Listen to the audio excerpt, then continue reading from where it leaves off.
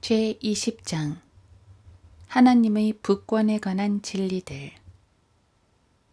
무릇 하나님의 영으로 인도함을 받는 이들은 곧 하나님의 아들들이라.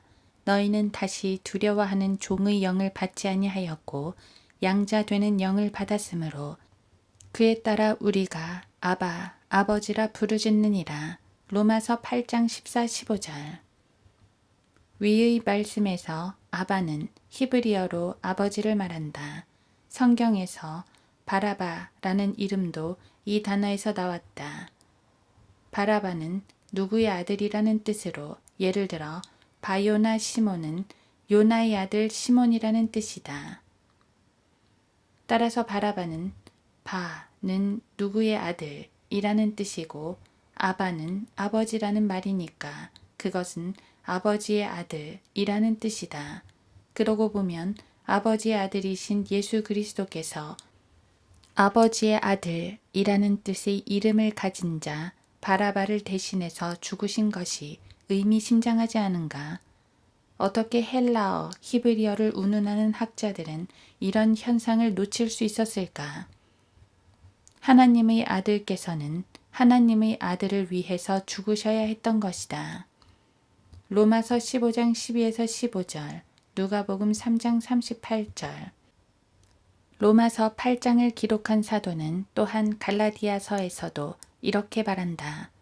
너희가 아들들이므로 하나님께서 자기 아들의 영을 너희 마음속에 보내시어 아바, 아버지라 부르짖게 하셨느니라.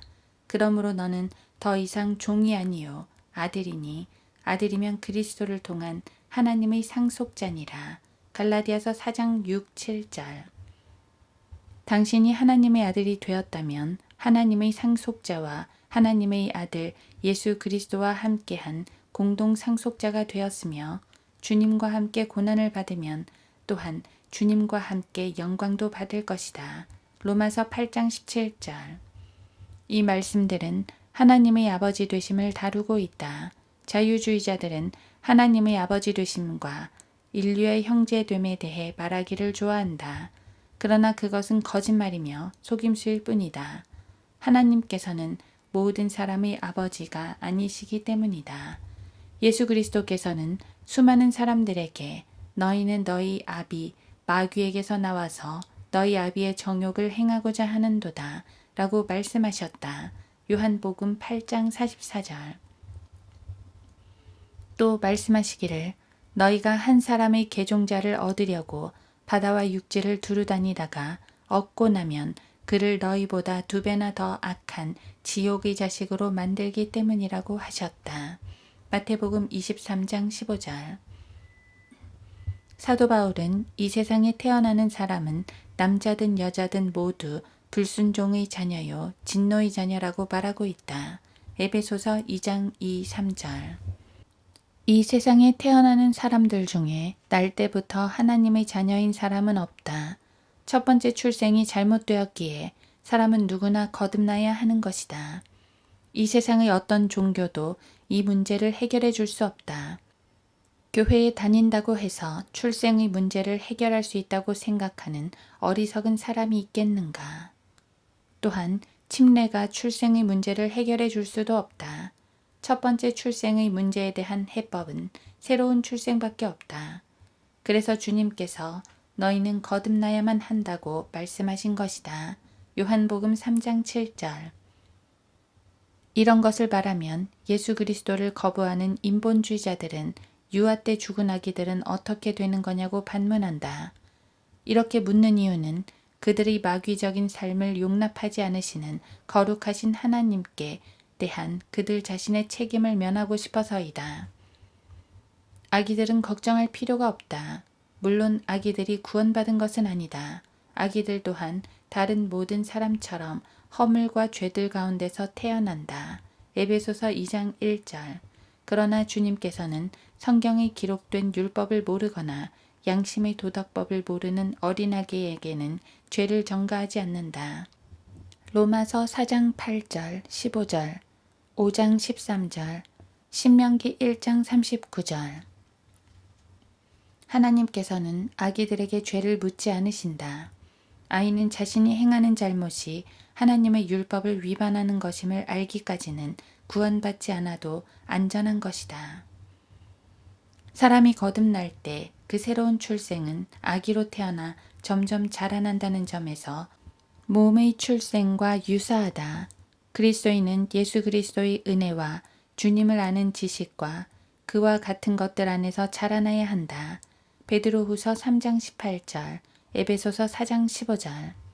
말하자면 아기는 젖을 먹어야 자라나는데 그 점은 갓 거듭난 그리스도인도 마찬가지이다. 갓난 아기들로서 순수한 말씀의 젖을 사모하라. 이는 너희가 그것으로 인하여 자라게 하려 함이니라. 베드로전서 2장 2절. 거듭남의 가장 확실한 표시 중 하나는 기도하기 시작한다는 사실이다. 단순히 기도물을 읊조리는 것이 아니다.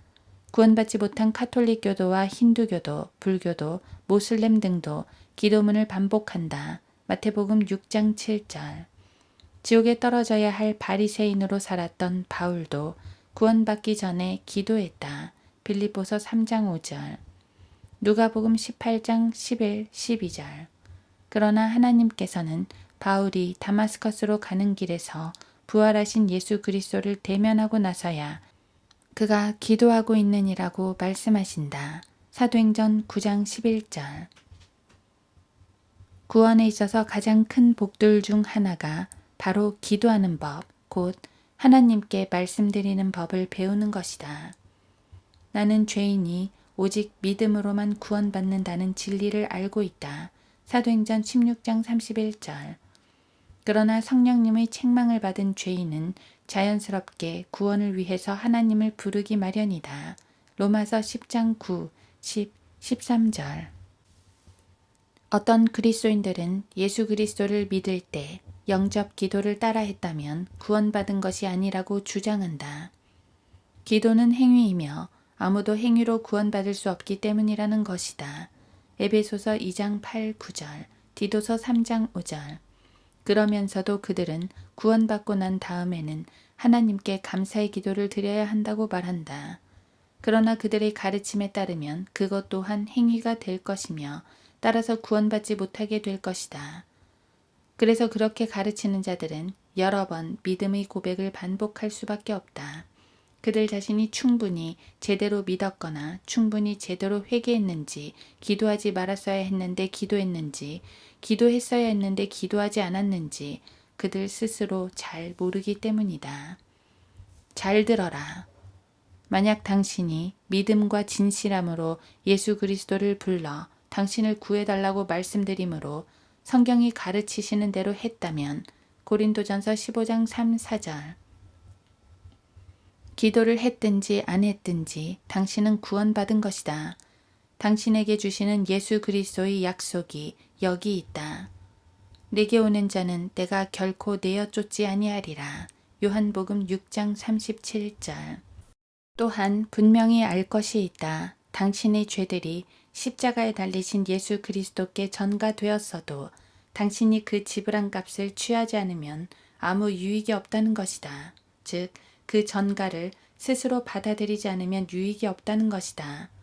그것은 단순히 믿는 것이 아니다. 왜냐하면 마귀들도 믿기 때문이다. 야고보서 2장 19절. 마귀들도 한 분 하나님이 계심을 믿고 예수 그리스도의 신성을 믿는다. 누가복음 4장 34절. 마귀가 예수 그리스도께서 죄들을 위해 죽으시고 부활하신 사실을 믿지 않는다고 생각하는가? 마귀는 주님께서 죽으실 때 바로 주님 옆에 있었다. 이사야 50장 8절.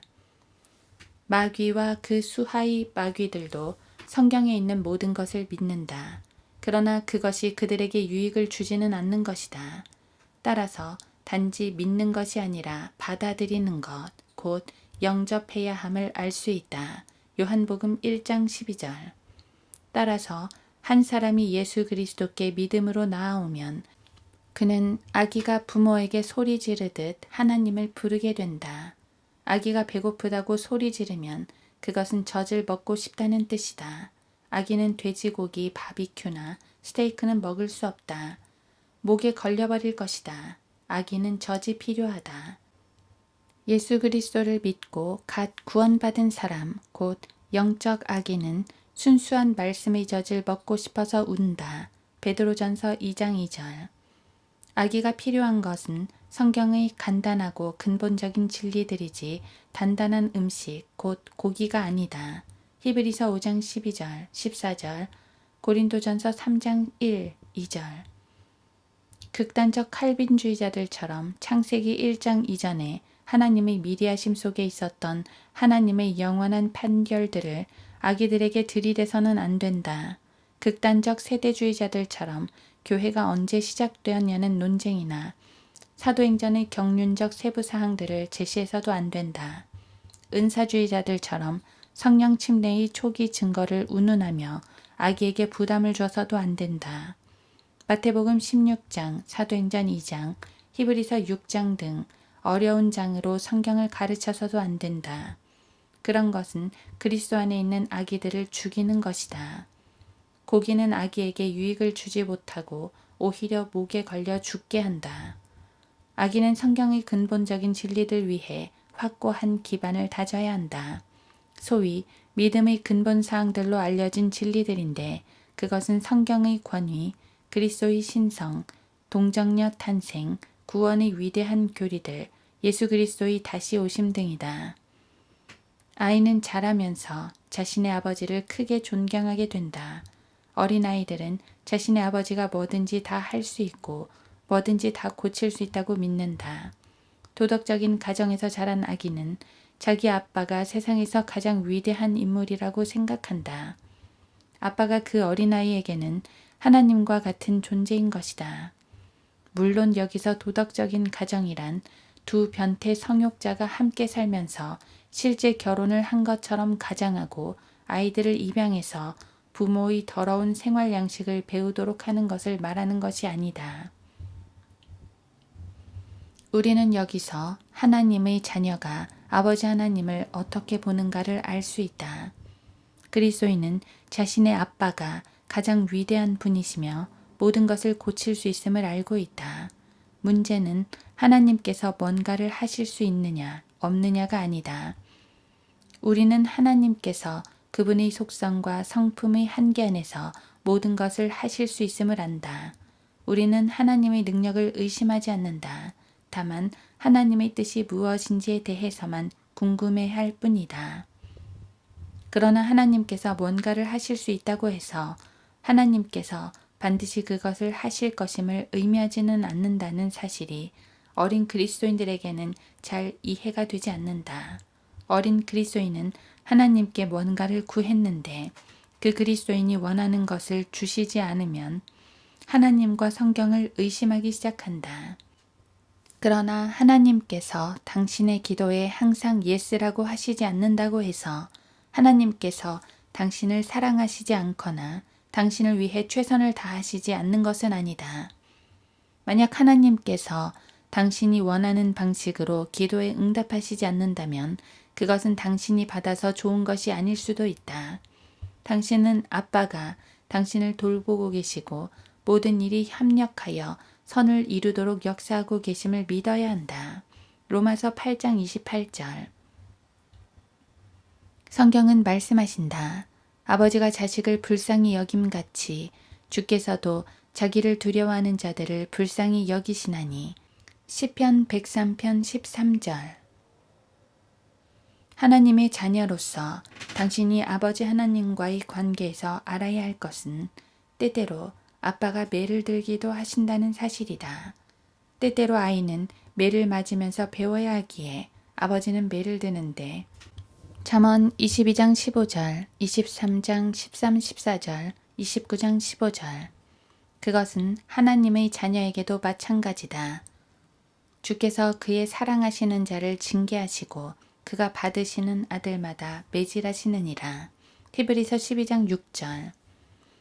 이것은 당신이 하나님의 자녀이며 하나님께서 당신의 아버지시기 때문이다. 주님께서는 징계가 필요하실 때 당신에게 매를 드실 것이며 만약 그렇게 하지 않으신다면 오히려 당신이 그분의 자녀들 중 하나가 아니라는 뜻이다. 히브리서 12장 7, 8절. 당신이 하나님의 자녀들 중 하나로서 매를 맞아야 할 때 그분은 때때로 당신을 붙잡고 그분의 무릎 위에 올려놓고 때리기도 하시는 것이다. 아버지와 자녀들의 관계, 특히 어린 아이들과의 관계에 있어서 알아야 할 것이 또 있다. 즉, 자식은 아버지를 따라한다는 것이다.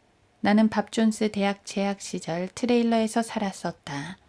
어느 날 창밖으로 아들 데이비드가 당시 7살, 오렌지 박스 위에 올라가 설교를 하고 있는 모습을 본 적이 있다. 아빠를 따라서 아빠가 한 대로 행하고 있었던 것이다. 세월이 흘러 노스캐롤라이나 주의 에이어 산에서 있었던 칼 레키의 천막 집회에 데이비드의 아들들인 거스와 매튜를 함께 데리고 갔다. 쉬는 시간에 잠시 손자들을 보았는데 거스가 앞에 서서 설교를 하고 있었고 매튜는 그 앞에 앉아서 아멘을 외치고 있었다. 거스가 너는 엄마 말을 잘 들어야 해. 그래야 그리스도의 심판석에서 상을 받을 수 있어. 라고 하자 매튜는 아멘 아멘을 외쳤다. 어린아이들은 아버지를 따라한다. 아버지 된 사람들은 자신의 행동을 조심해야 하는 것이다. 언젠가 테네시주에서 부흥회에 초청받아 한 형제의 집에 머물게 되었다. 그는 수년간 고질적인 알코올 중독자로 살았고 구원받고 나서도 몇 년간 술을 마셨었다. 그가 나에게 어떻게 술을 끊게 되었는지 말해주었다. 어느 날 거실에서 신문을 보고 있었고 8살 된 그의 아들도 맞은편에서 책을 읽고 있었다. 주님께서 그에게 헛기침을 하라고 하셔서 그렇게 했더니 그의 어린 아들도 그렇게 했다고 한다. 또 주님께서 포개던 다리를 펴라고 하셔서 그렇게 했더니 아들 녀석도 보지도 않고 그대로 따라서 다리를 폈다고 한다. 그것을 보고 나서 그 형제는 일어나서 침실로 들어가 바닥에 무릎을 꿇고 하나님, 오늘 제가 이 방에서 죽는 한이 있어도 저는 결코 다시는 술을 마시지 않겠습니다. 하나님께서 제게 승리를 주실 때까지 저는 여기 그대로 있겠습니다. 주님께서 승리를 주시지 않으면 저는 죽을 때까지 여기 그대로 무릎을 꿇고 있을 겁니다. 라고 말씀드렸다. 주님께서는 그에게 승리를 주셨다. 그 형제가 내게 그 이야기를 해줬을 때 그는 이미 3년간 술을 단 한 방울도 마시지 않은 상태였다. 10년 후 다시 그와 얘기를 나누며 확인했을 때도 그동안 술을 전혀 마시지 않았다고 했다. 왜인가? 자신의 아들이 아빠를 따라하는 것을 보았고 아들이 자신처럼 술주정뱅이가 되는 것이 싫었기 때문이다. 그리스도인들이여, 당신도 당신의 아빠를 따라야 한다. 아버지께서 당신을 이끄시는 곳으로 가야 할 뿐만 아니라 시편 23편 3, 4절 그 본을 따라야 한다. 성경은 예수 그리스도께서 그분의 고난의 본을 남겨놓으셔서 우리가 주님의 발자취를 따르게 하셨다고 말씀한다. 베드로전서 2장 21절 로마에 있는 술주정뱅이가 최고급 옷감으로 만든 예복을 입고 돌아다니고 금으로 만든 보좌에 앉고 방이 11,000개나 되는 궁에 살고 방탄차를 타고 다니는 것은 전혀 그리스도인이 주님의 본을 따르는 행위가 아니다. 예수 그리스도를 따랐던 진짜 그리스도인의 모습을 보기 원한다면 리차드 움브란트 목사의 전기와 하랄람 포포프 목사의 전기, 고난 속에서 지킨 믿음을 읽어보라. 이 두 목사는 예수 그리스도의 고난의 본을 따랐다. 마지막으로 자녀는 아버지와 닮은 점이 있다. 물론 100% 닮았다는 것은 아니다. 그러나 아이를 보면 다르게 생겼음에도 그 아버지의 모습을 연상케 하는 뭔가가 있다. 당신은 구원받은 하나님의 자녀인가? 그렇다면 당신에게는 사람들에게 하나님을 연상케 하는 뭔가가 있어야 한다. 한두 가지밖에 없을 수도 있지만 있어야 한다. 당신의 무언가는 당신의 아버지와 닮아야 한다. 그렇지 않다면 하나님의 가족에 속한 것이 아니라 마귀의 가족에게 속한 것이다. 고린도후서 3장 18절, 요한복음 8장 44절. 당신은 구원받았는가? 구원받은 지 얼마나 되었는가? 예수 그리스도를 섬기면서 받은 부상이나 상처가 있는가? 당신의 아버지는 상처가 있으시다. 이사야 9장 6절. 스가랴 12장 10절은 이렇게 말씀한다. 그러면 그들은 그들이 찔렀던 나를 쳐다볼 것이며 화자가 누구인가? 주, 곧 여호와이시다. 스가랴 12장 4절. 이 말씀은 여호와의 증인들의 입을 틀어막는 말씀이다. 여호와 하나님께서는 육신을 입고 나타나셨고 디모데전서 3장 16절, 요한복음 1장 14절, 상처를 가지셨다. 요한복음 20장 27, 28절. 그리스도인이여, 당신은 구주 예수 그리스도처럼 채찍질 자국이나 상처들을 입을 수 있는 상황에 처한 적이 없었을 수도 있다. 그러나 그리스도인이라면 누구나 그의 수치를 짊어지고 진영 밖에 있는 그에게로 나아가야 한다. 히브리서 13장 13절.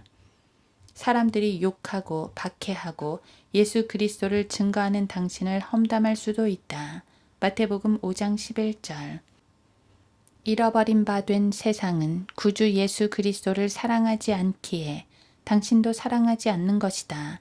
누가복음 6장 22절, 요한복음 15장 18에서 20절, 요한일서 3장 1절 13절. 세상이 볼 때 당신에게서 혐오스런 냄새가 나지 않는다면 당신은 당신의 아빠를 닮지 않은 것이다. 고린도후서 2장 16절.